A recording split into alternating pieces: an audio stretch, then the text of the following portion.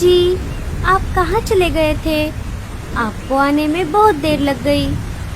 क्या करूँ लाडो, इस तेज बारिश की वजह से मुझे कहीं पर भी अनाज नहीं मिल रहा था। फिर भी मैं दूर जाकर ये थोड़ा अनाज लेकर आया हूँ। इससे बच्चों का थोड़ा पेट भर जाएगा। ये बारिश तो रुकने का नाम ही नहीं ले रही। पिछले 4 दिनों से हमारे जंगल में लगातार तेज बारिश हो रही है। मैंने पूरा घर छान मारा, लेकिन घर में अभी थोड़ा भी अनाज नहीं है। अभी के लिए बच्चों को ये अनाज खाने दो। जब बारिश थोड़ी कम हो जाएगी तब मैं फिर से बाहर जाकर अनाज की खोज करूँगा। बल्लू जो अनाज लेकर आया था, बच्चे उस अनाज को खाने लगे।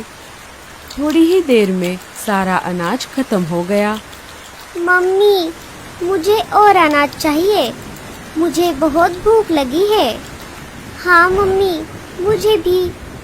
बल्लू जी, हम तो और 1-2 दिनों तक बिना अनाज खाए रह सकते हैं, लेकिन हमारे बच्चे नहीं रह सकते।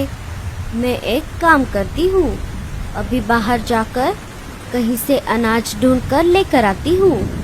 नहीं लाडो, अभी बाहर बहुत तेज बारिश चल रही है। तुम्हें उड़ने में परेशानी होगी, क्योंकि तुम्हारे पंख छोटे हैं और तुम्हारा बच्चों के साथ रहना बहुत ज़रूरी है। इसलिए मैं ही वापस जाता हूँ। ठीक है बल्लू जी, लेकिन आप ज्यादा दूर मत जाना और घर वापस जल्दी आ जाना। मुझे और बच्चों को अकेले घर में डर लगता है। और हाँ, इस तेज बारिश में शिकारी पंछी शिकार की तलाश में घूमते रहते हैं, इसीलिए आप सतर्क रहना। हाँ लाडो, मैं मेरा ध्यान रखूंगा। चलो, अब मैं चलता हूँ। बल्लू अपने घर से निकल पड़ता है। हे ऊपर वाले, मेरे पति की रक्षा करना। मम्मी, मुझे बहुत डर लग रहा है। डरो मत बेटा, मैं हूँ ना तुम्हारे पास। मम्मी, मुझे बहुत भूख लगी है। लाडो ने घर में फिर से तलाश की। तभी उसे एक डिब्बे में थोड़ा सा अनाज मिल गया। ये लो बच्चों, मुझे डिब्बे में थोड़ा अनाज मिला है। पापा के आने तक आप इसे खा लो। बच्चे अनाज खाने लगे। मम्मी, आप नहीं खाओगी? आप भी हमारे साथ थोड़ा खाओ ना। नहीं बेटा, आप खा लो। मैं पापा के वापस आने के बाद खा लूंगी। बारिश और तूफान इतना तेज था कि उसमें लाडो का घोंसला जोर जोर से हिल रहा था। लेकिन लाडो इस हालात में अपने बच्चों के पास रहने के अलावा और कुछ भी नहीं कर पाई।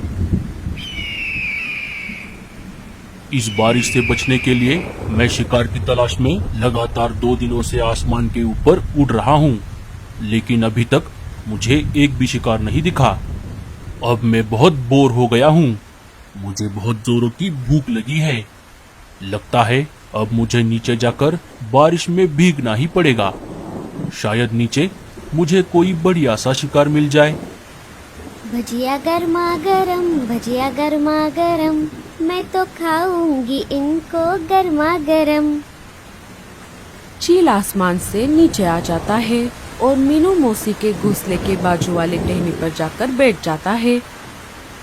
चलो, अब मुझे जल्दी से किसी हट्टे कट्टे शिकार की तलाश करनी होगी। अगर मुझे पूरा परिवार मिल गया, जिनमें बच्चे भी शामिल हो, फिर तो मजा ही आ जाएगा। मीनू मौसी खिड़की से शिकारी पंछी को देख लेती है। अरे बाप रे, शिकारी चील, ये भला यहाँ पर क्या कर रहा है? चल मीनू, अब तेरा ऊपर जाने का समय आ गया है। अरे वाह, ये खुशबू कहाँ से आ रही है? अरे बाप रे, बचाओ, मुझे मत मारो। मैं तो एक बूढ़ी चिड़िया हूँ, मुझे मारकर तुम्हें क्या मिलेगा? अरे चुप कर, मैं तुझे नहीं खाऊंगा। मैं तो बस ये खुशबू सूंघकर आया था। ये तुम क्या बना रही हो?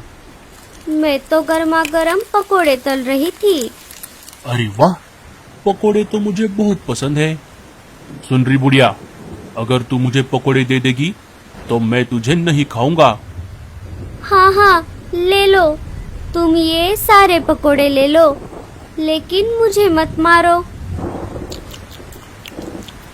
अरे वाह वाह वाह वाह, बुढ़िया तूने पकोड़े तो बहुत अच्छे बनाए हैं। और तुम डरो मत, मैं वैसे भी बूढ़े पंछियों को नहीं खाता, क्योंकि उनमें हड्डियों के अलावा कुछ भी नहीं मिलता। हाँ हाँ, ये बिल्कुल सही कहा तुमने। चील सारे पकोड़े खा लेता है। चल बुढ़िया, अब मुझे ये बता कि इस जंगल में मुझे हट्टा कट्टा शिकार कहाँ मिलेगा। एक पूरा परिवार भी चलेगा, जिनमें बच्चे भी शामिल हो। अरे चील भाई, मुझे भला शिकार के बारे में क्या पता होगा, मैं तो ज्यादातर घर में ही रहती हूँ। अगर तूने नहीं बताया तो मैं तुझे अभी खा जाऊंगा। अरे नहीं नहीं चील भाई, मैं तो मजाक कर रही थी।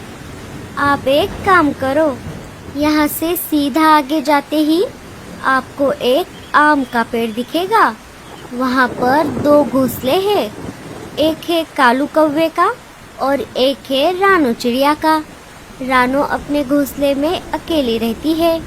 आप उन दोनों घोंसलों में से किसी को भी खा सकते हो। छे, मैं कौवे का शिकार नहीं करता और उस अकेली चिड़िया को खाकर मेरा पेट नहीं भरेगा। तुम कोई ऐसा घोंसला बताओ जिनमें छोटे छोटे बच्चे भी हो, और जल्दी करो, मुझे बहुत भूख लगी है। अरे बाप रे, अब मैं क्या करूं? अगर मैंने इसे नहीं बताया तो ये मुझे अभी खा जाएगा। अरे क्या हुआ, तुम कहाँ खो गई?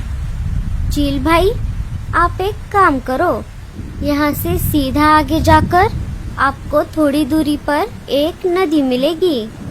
नदी को पार करते ही आपको वहाँ पर एक बरगद का पेड़ मिलेगा। उस पेड़ पर एक लाडो नाम की चिड़िया का घोंसला है। वो अपने पति और अपने 5 बच्चों के साथ वहाँ पर रहती है। उन्हें खाकर आपका पेट जरूर भर जाएगा चील भाई। हाँ, ये हुई ना बात। चलो, आज का बंदोबस्त तो हो गया। अब मैं चलता हूँ। तुमने मुझे पकोड़े खिलाए, इसके लिए तुम्हारा बहुत बहुत शुक्रिया। चील वहाँ से चला जाता है। अरे बाप रे, अब क्या होगा? मैंने तो उस चील को गलत पता दे दिया। लाडो का घोंसला तो दूसरी तरफ है। अगर वो वापस यहाँ पर आ गया तो वो मुझे नहीं छोड़ेगा। अब मुझे कैसे भी करके लाडो को ये बात बतानी होगी। मीनू मौसी वहाँ से लाडो के घर के तरफ निकल पड़ती है। इधर तेज तूफान और बारिश की वजह से लाडो का आधा घोंसला टूट जाता है और बारिश का पानी घोंसले के अंदर आने लगता है। अरे बाप रे, ये क्या हो गया? अब बारिश का पानी घोंसले के अंदर आ रहा है। अगर हम ऐसे ही भीगते रहे तो हम सब बीमार पड़ जाएंगे। मुझे बच्चों को लेकर घोंसले के बाहर जाना होगा। चलो बच्चों, हमें ये घोंसला छोड़ना होगा। लाडो और बच्चे घोंसले के बाहर आ जाते हैं। अरे मम्मी, वो देखो, लगता है ये घोंसला नीचे गिरने वाला है। बच्चे के ऐसा कहते ही घोंसला धड़ाम से नीचे गिर जाता है। अच्छा हुआ मम्मी, हम सब समय रहते बाहर आ गए, नहीं तो हम भी घोंसले के साथ साथ नीचे गिर जाते। मम्मी, अब हम इस तेज तूफान और बारिश में कहाँ जाएंगे? बच्चों, आप सब मेरे पीछे पीछे आ जाओ। मुझे हमें रहने के लिए एक अच्छी और सुरक्षित जगह पता है। वो घोंसला एक पेड़ के तने में बना हुआ है। वहाँ पर शिकारी पंछी भी नहीं आ सकते। बच्चे और लाडो वहाँ से निकल पड़ते हैं। उनके जाते ही मीनू मौसी वहाँ पर आ जाती है।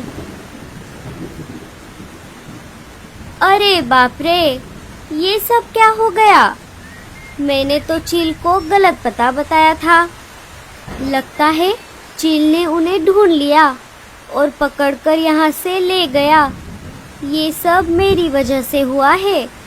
लाडो, बच्चों, बल्लू, मुझे माफ कर दो। अब मेरा भी यहाँ पर रहना ठीक नहीं है। मैं मेरे पुराने घोंसले के तरफ भी नहीं जा सकती। अब मुझे भी कोई दूसरी जगह ढूंढनी होगी। मीनू मौसी भी वहाँ से चली जाती है।